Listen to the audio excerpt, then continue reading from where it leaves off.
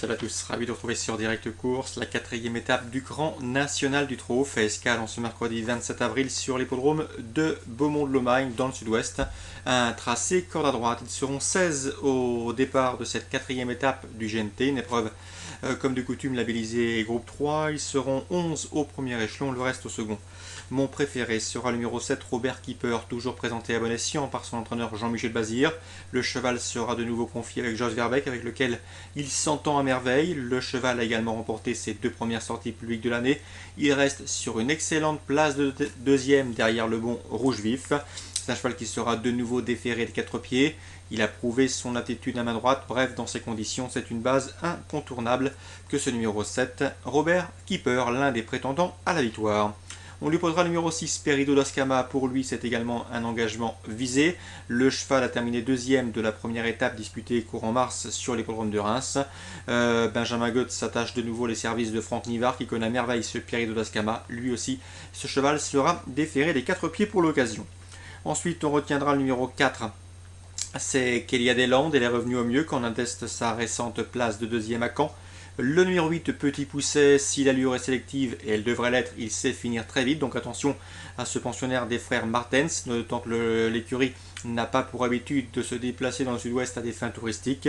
Ensuite, je retiendrai le numéro 13 au deuxième échelon, c'est Cécile Charentaise, une jument de qualité, sans doute l'une des meilleures juments de sa promotion. Elle était jugée digne de participer au Critérium des 4 ans dernier.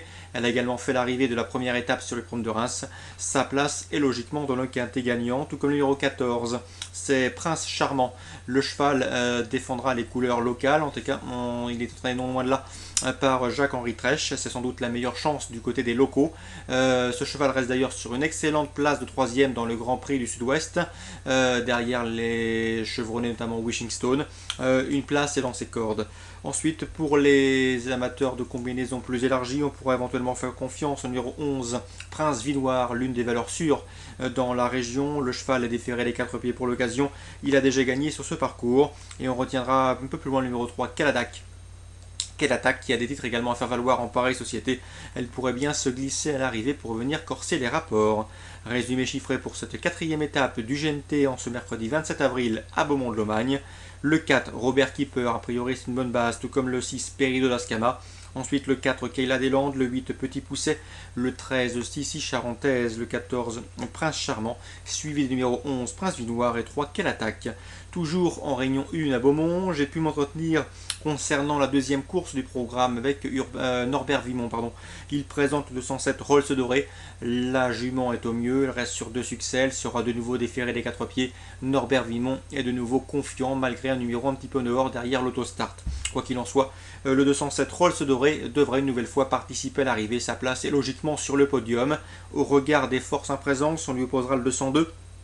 À mon avis, il convient impérativement de racheter ce pensionnaire de Richard William de Lécher, c'est Rio d'Aberne, un cheval qui est compétitif en pareille société. Le 203 Rumsey des Preuilles, attention également à lui, je sais que Benoît Licard était loin d'être négatif, en tout cas cette course constitue l'un de ses meilleurs engagements de la saison. 207, 202, 203. Sachez que l'interview de Norbert Vimont est d'ailleurs disponible sur Canal Turf Radio. Dans la quatrième, c'est Stéphane Bouisson qui aborde avec un certain optimisme cette compétition, une épreuve réservée à la jeune génération. Il présente le 406 Univers du Caponnet.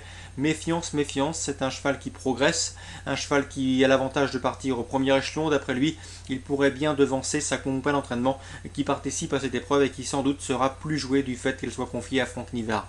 Donc attention, une belle cote en perspective concernant le 406 Univers du Caponnet, capable de faire l'arrivée à une cote alléchante.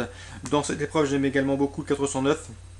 Uraki d'Albe, présendière de Jean-François Sonnet, de nouveau déféré à 4 pieds. S'il répète sa dernière tentative, il s'annonce également redoutable. 406, 409.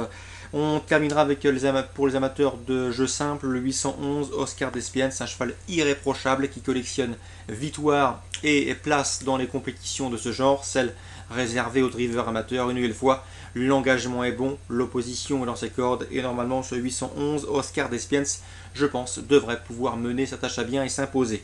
Donc course ciblée à Beaumont, la deuxième, la quatrième et la huitième. Très bon jeu à tous, bonne journée, rendez-vous demain.